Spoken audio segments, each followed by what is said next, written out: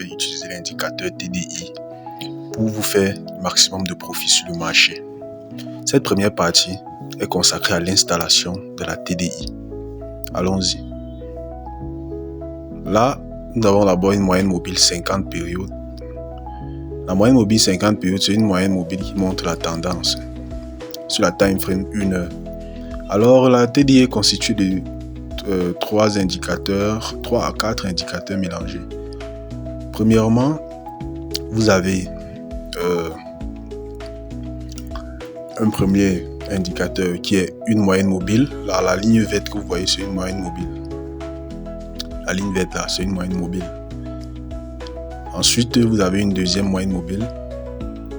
Là, c'est la ligne verte, la première moyenne mobile. La deuxième moyenne mobile aussi, la ligne rouge là. Et la troisième, la ligne jaune, c'est une moyenne mobile. Ce que je montre là, c'est ce qu'on appelle Bollinger Bands. C'est un indicateur très très intéressant pour la détection de la volatilité et aussi pour les fake-out. Allons-y maintenant, je crois que je vais vous montrer comment est-ce que vous pouvez installer votre TDI. Voilà. Rappelons que tous ces indicateurs de la TDI sont paramétrés sur le RSI. Voilà. Donc, je vais donc supprimer mon TDI et vous montrer comment est-ce que vous pouvez l'installer sur votre propre graphique. Donc là, vous allez taper sur un graphique principal. Là où il y a la F+, là, vous tapez dessus. Ensuite, vous cherchez Relative Strength Index, le RSI, et vous mettez les paramètres que j'ai déjà mis ici. Assurez-vous que la couleur c'est blanc si votre fond est blanc et la couleur c'est noir si votre fond est noir. Donc ensuite vous tapez sur Est prêt et vous réglez le style comme je viens de le faire. Vous tapez sur Est prêt. Là au niveau vous allez voir fenêtre de l'indicateur, vous tapez sur plus. Vous ajoutez moyenne mobile, vous changez la période.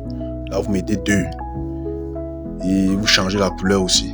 La couleur, vous allez mettre une couleur verte et vous sur appliquer à vous choisissez les données de l'indicateur précédent.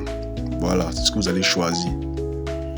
Et vous mettez la couleur en vert. Pour la période, c'est 2. Ça, c'est la configuration de notre première moyenne mobile. Donc, figurez-vous que le calcul de cette première moyenne mobile est basé sur le RSI précédemment mis. Donc ensuite vous allez choisir, cliquez sur Après et vous ajoutez une deuxième moyenne mobile. Vous changez la période en 7. La couleur reste rouge et au niveau de appliquer à vous mettez exactement les données de l'indicateur précédent. Voilà. Ensuite maintenant vous allez installer le Bollinger Bands, bien une bande de boulanger pour la volatilité de notre TDI. Donc vous allez mettre exactement les paramètres comme vous voyez là. Au niveau de appliquer, vous mettez données du premier indicateur. Voilà. Et vous mettez la couleur bleue, pixel 3 et ainsi de suite. Pour terminer maintenant, vous allez ajouter une dernière moyenne mobile de couleur jaune. C'est ça qui va nous servir de Market Baseline.